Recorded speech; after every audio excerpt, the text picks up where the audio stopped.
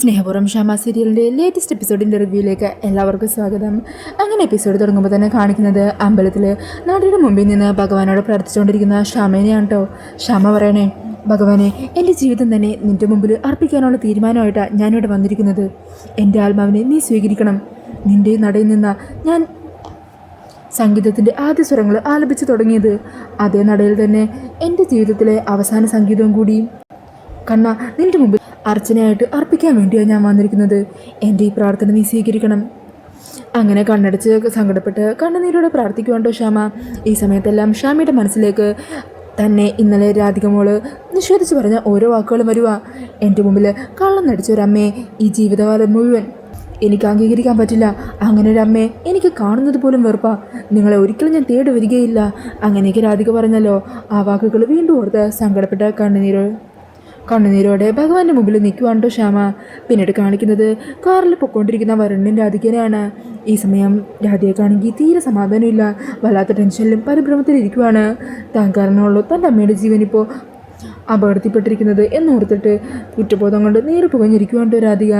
ഈ സമയം രാധികയുടെ ഫോണിലേക്ക് അമൃത വിളിക്കുന്നുണ്ടാവും. അന്നേരം വരൺ പറയണേ, എടോ താൻ വേഗം ഫോൺ എടുക്ക്. അങ്ങനെ രാധിക കോൾ അറ്റൻഡ് ചെയ്യുക. ആ മോളെ, നിങ്ങളിപ്പോൾ എവിടെ എത്തി? ക്ഷേത്രത്തിലേക്ക് എത്താറായോ?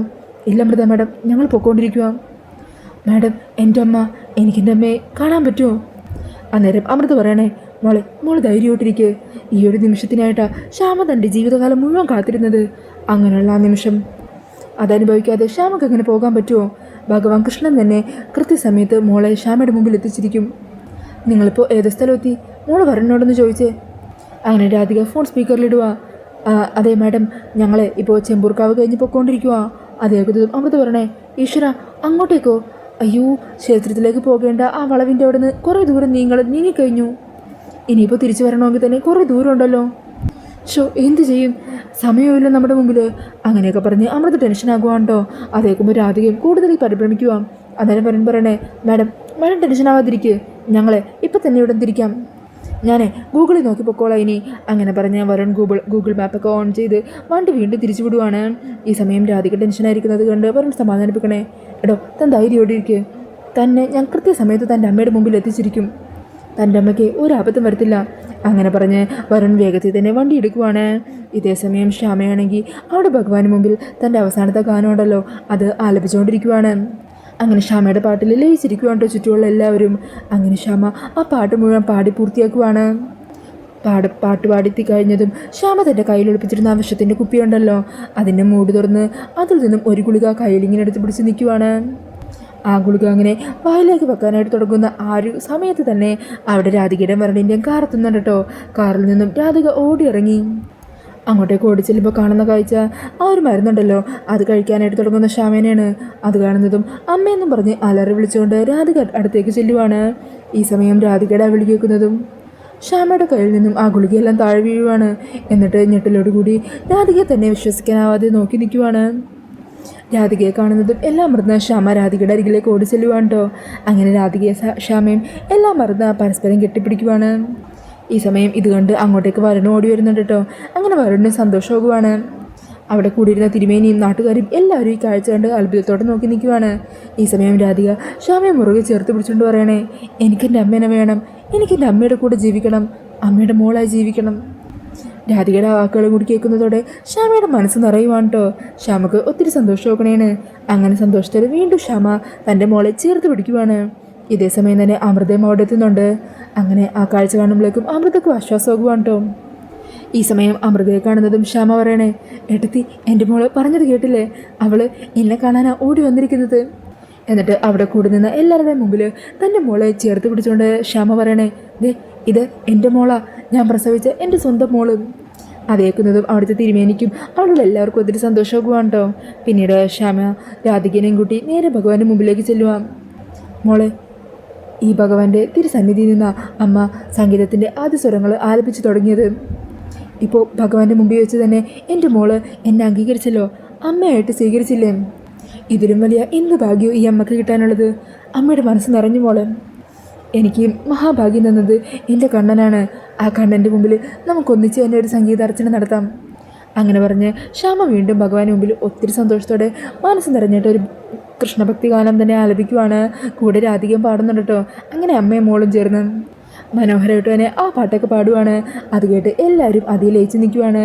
ഈ സമയം രാധികയുടെയും ശ്യാമയുടെ മനസ്സിലെല്ലാം മുമ്പ് നടന്ന കാര്യങ്ങളും ഫിദ മേഡത്തിൻ്റെ വേഷത്തിലെ ശ്യാമ തന്നെ സ്നേഹിച്ച കാര്യങ്ങളും അതൊക്കെ ഓർത്ത് തൻ്റെ അമ്മയുടെ സ്നേഹം തിരിച്ചറിഞ്ഞ് രാധിക സങ്കടത്തോടെ കണ്ണുകൾ നിറഞ്ഞ് ശ്യാമയെ തന്നെ നോക്കുന്നുണ്ട്.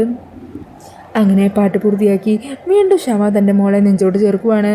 രാധികയുടെ കവിളിലും നെറ്റിയിലൊക്കെ ഉമ്മ കൊടുക്കുന്നുണ്ട് കേട്ടോ. പിന്നീട് കാണിക്കുന്നത് ജയിലിൽ കിടക്കുന്ന പ്രിയങ്കേനെയും മുത്തശ്ശീനെയുമാണ്. ഈ സമയം അവർ രണ്ടാളും സെല്ലിൽ ഭക്ഷണമൊന്നും കഴിക്കാതിരിക്കുമായിരിക്കും.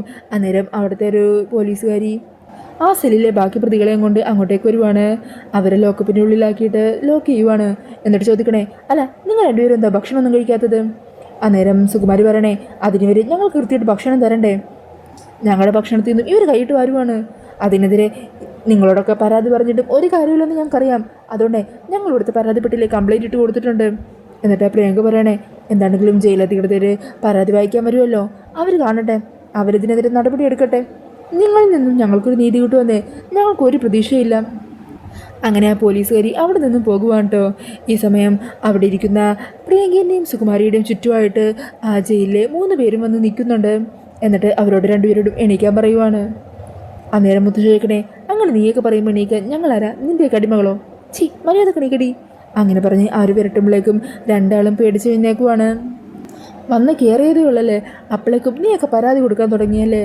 ആ കൊടുക്കും. നിങ്ങൾ വിചാരിക്കുന്നത് പോലെ അത്ര ഗതികെട്ട ആൾക്കാരൊന്നുമല്ല. ഞങ്ങളോട് വെറുതെ മുട്ടാൻ നിന്നാലുണ്ടല്ലോ നിങ്ങൾക്ക് തന്നെയാണ് ദോഷം. ഞങ്ങൾ ഈ ജയിലിൽ കിടക്കുവാണെങ്കിലും നിങ്ങൾക്ക് പണിയെടുത്താനുള്ള ആൾക്കാരൊക്കെ ഞങ്ങൾക്ക് പുറത്തുണ്ട്. അതുകൊണ്ട് നിൻ്റെയൊക്കെ പേടിപ്പിക്കല ഞങ്ങളുടെ അടുത്തൊന്നും വേണ്ട എന്നൊക്കെ പറഞ്ഞ് സുകുമാരിയും പ്രിയങ്കയും കൂടി അവിടെയുള്ള ബാക്കിയുള്ളവരെയൊക്കെ വെല്ലുവിളിക്കുവാണ്. ഈ സമയം പ്രിയങ്ക പറയുന്നുണ്ട്, നിന്നെയൊക്കെ കണ്ട് പേടിച്ചിരിക്കേണ്ട കാര്യമൊന്നും ഞങ്ങൾക്കില്ല. ഞങ്ങൾ വിചാരിച്ചാലുണ്ടല്ലോ നിന്നെയൊക്കെ ചവിട്ടി കൂട്ടിയൊരു മൂലക്കെടുത്താനുള്ള ആൾക്കാർ ഞങ്ങളുടെ കസ്റ്റഡിയിലുണ്ട്. അതേക്കുന്നതും ദേഷ്യം വന്ന ആ സ്ത്രീ ഉണ്ടല്ലോ പ്രിയങ്കയുടെ കാരണത്തിട്ടൊന്ന് പൊട്ടിക്കുവാണ്. ഈ സമയം ഇത് കണ്ട് ഞെട്ടിത്തെറിച്ച് നിൽക്കുവാണ്ടോ സുകുമാരി. അങ്ങനെ പേടിയോടെ നിൽക്കുന്ന പ്രിയങ്കനെയും സുകുമാരിനെയും കാണിച്ചുകൊണ്ടാണ് എപ്പിസോഡ് തീരുന്നത്. പിന്നീട് നാളത്തെ എപ്പിസോഡിൻ്റെ പ്രൊമോയിൽ കാണിക്കുന്നത് അങ്ങനെ തൻ്റെ മോള് തന്നെ അംഗീകരിച്ചതിൻ്റെ സന്തോഷത്തിലാണ് കേട്ടോ ശ്യാമ. പിന്നീട് ശ്യാമ രാധികയും കുട്ടി നേരെ ചെല്ലാൻ ആഗ്രഹിക്കുന്നത് ആറ്റുവാശ്ശേരിലെ ദേവനാരായണൻ്റെയും യശോദയുടെ അരികിലേക്കാണ്. എനിക്കിപ്പോൾ തന്നെ തിരുമേനിയും മോളുടെ യശോദാമേനെയും കാണണം. അവർ 2 പേരും അല്ലേ എൻ്റെ മോളെ വളർത്തി വലുതാക്കി ഇത്ര ആക്കിയത്. അവരോട് എനിക്ക് നന്ദി പറയണം. സുകുമാരി അമ്മ നിന്നെ എവിടെയെങ്കിലും കൊണ്ടുപോയി കളയാനും ഇല്ലാതാക്കി കളയാനും ഒക്കെ മാറി മാറി പറഞ്ഞുകൊണ്ടിരുന്നതല്ലേ. എന്നാൽ അവരുടെ വാക്കുകളൊന്നും കേൾക്കാതെ നിന്നെ പൊന്നുമോളെ പോലെ ചേർത്ത് പിടിച്ച് വളർത്തിയതല്ലേ അച്ഛനും അമ്മയും. അവരോടല്ലാതെ ഈ ജീവിതകാലം മുഴുവൻ ഞാൻ ആരോടെ കടപ്പെട്ടിരിക്കേണ്ടത്? അങ്ങനെ ശ്യാമ രാധികക്കൊപ്പം ആറ്റുവാശ്ശേരിയിലെത്തുവാണ്. അങ്ങനെ ശ്യാമയാണ്ടോ ആദ്യം അങ്ങനെ ദേവൻ്റെയും യശോദയുടെ മുമ്പിലേക്ക് ചെല്ലുന്നത്. അങ്ങനെ ഗായിക ശ്യാമയെ നേരെ കാണുന്നതും അത്ഭുതത്തോടെ നോക്കി നിൽക്കുവാണ് ദേവനാരായണനും യശോദയും. ശ്യാമ അങ്ങനെ അകത്തേക്ക് കയറി വന്ന് തൻ്റെ ജീവിതത്തിൽ നടന്ന കാര്യങ്ങളെക്കുറിച്ച് പറയുവാണ്. എൻ്റെ നഷ്ടപ്പെട്ടു പോയ ആ കുഞ്ഞിനെ കയ്യിൽ കിട്ടിയത് തിരുമേനിയുടെ കയ്യിലായിരുന്നു. ആ കുഞ്ഞിനെ സ്വന്തം മോളെപ്പോലെ നിങ്ങൾ 2 ആളും കൂടി ചേർത്ത് നിർത്തി വളർത്തി. അതിലെനിക്ക് നിങ്ങളോട് നന്ദിയേ ഉള്ളൂ. ശ്യാമയുടെ വെളിപ്പെടുത്തലൊക്കെ കേൾക്കുന്നതും ദേവന് യശോദക്കൊന്നും അത് ഉൾക്കൊള്ളാൻ പറ്റുന്നില്ല. തങ്ങൾ സ്വന്തം മോളെപ്പോലെ കണ്ട രാധിക ഒരു ദിവസം തങ്ങളുടെ കയ്യിൽ നിന്ന് നഷ്ടപ്പെട്ടു പോകുമെന്നുള്ള ഭയം കാരണം അവർ വല്ലാതെ ടെൻഷനാകുവാണ്. ഈ സമയം യശോദ പൊട്ടിത്തെറിക്കുന്നുണ്ട്. അവൾ മാഡത്തിൻ്റെ മകളാണെന്നുള്ളതിന് എന്താ തെളിവ്? അന്നേരം രാധിക അങ്ങോട്ടേക്ക് കയറി വരുക. തെളിവ് ഞാൻ തന്നാൽ മതിയോ എന്ന് രാധിക ചോദിച്ച് നിൽക്കുവാണ്.